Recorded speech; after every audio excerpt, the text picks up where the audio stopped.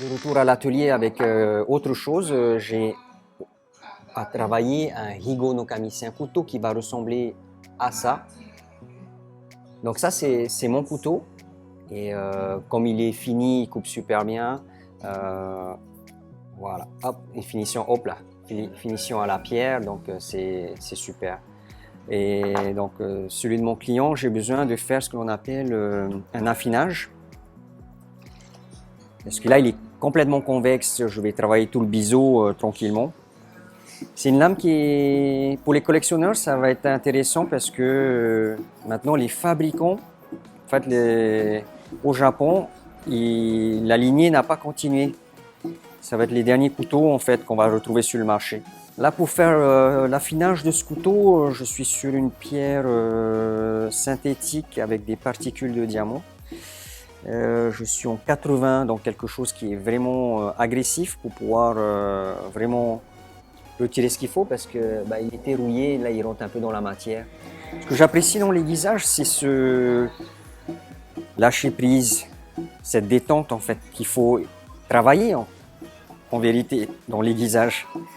Un peu comme le boxeur qui donne un coup de poing sur un sac, il va lâcher le coup. C'est que petit à petit, on peut ressentir quand le tranchant d'une lame vrille, elle se déforme. En fait, un couteau, il s'émousse parce qu'il se déforme, il s'ébrèche comme un ongle. Faire un entretien, ça devient complexe si on n'arrive pas à ressentir physiquement avec la pulpe du doigt cette déformation.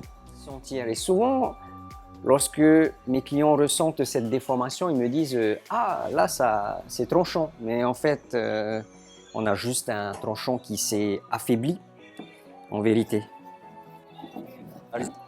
Sa fabrication est très très simple. Voilà. Il se bloque simplement avec le maintien ou avec le pouce qu'on va garder ici. C'est là quelque chose que j'aime pas mal, c'est que lorsqu'on a un mouvement régulier, constant, on a des rayures qui forment quelque chose de très sympathique à regarder, même avec un grain de 80 sur sa pierre. Je voulais simplement dire que ces rayures permettaient d'avoir moins de succion. Vous savez que lorsqu'on va couper un aliment, il va se séparer sans être aspiré par la lame. C'est autant un affinage qu'un habillage. Et j'aime bien dire que c'est un affinage et un habillage technique parce qu'il sert à quelque chose. Je vais tourner ma pierre, je vais passer du 80 à du 100. Non, je vais peut-être sauter un peu plus rapidement. C'est ça qui est génial avec l'aiguisage à la pierre, c'est qu'on fait des combinaisons. On peut avoir un résultat très différent. J'ai envie de passer direct à 400. Moi, je considère déjà à 400, on commence à bien polir sa lame. Hein. Des fois, je me rends compte, je parle avec mes clients et je leur montre des trucs et ils me disent qu'ils ne voient pas. Je me demande en fait à quel point je vois vraiment ce que je vois.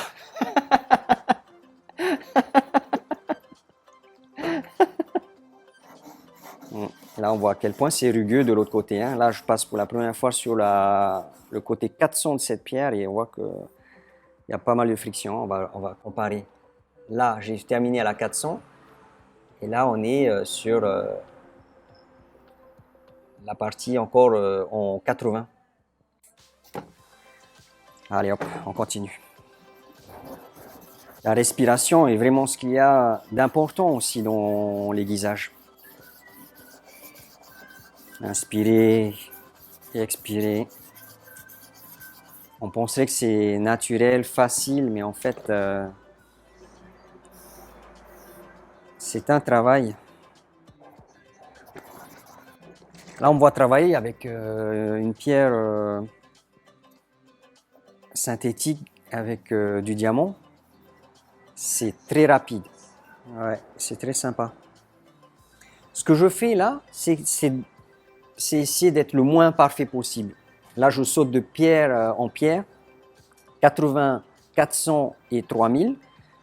Et je suis assez satisfait du résultat parce qu'en fait, on voit toujours à l'arrière l'affinage que j'ai fait avec des rayures. Souvent, on aime bien que ce soit très très parfait, poli miroir, mais des fois, ça fait un défaut majeur quand on est utilisateur d'un couteau.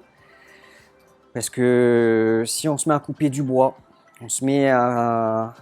Oui, couper du bois, c'est le meilleur exemple. Ben, le bois va venir rayer le polymiroir du meulage primaire.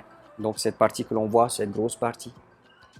Par contre, ce que je vais faire sur le tronçon, je vais faire un polymiroir parce que j'aime beaucoup ça. Donc il va patiner, il va se rayer, mais il s'agit de la partie la plus basse. Hein, la partie, pas la plus basse en niveau, mais de la partie qu'on ne fait plus attention avec le temps. Là, quand on est à partir du 3000, franchement, c'est fun. Là, il suffit de glisser dessus comme les patins à roulettes. Pour tous ceux qui restent à m'écouter, je vous remercie parce que franchement, je sais pas. Donc j'imagine qu'à partir de ce moment-là, je sais pas combien de temps je papote là. On passe vraiment sur l'amitié là, hein? Ça. Ouais, super.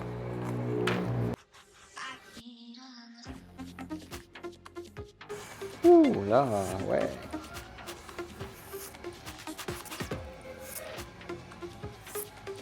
Incroyable, hein? Voilà. Un couteau tout simple, sans exagération. Bon allez, à plus.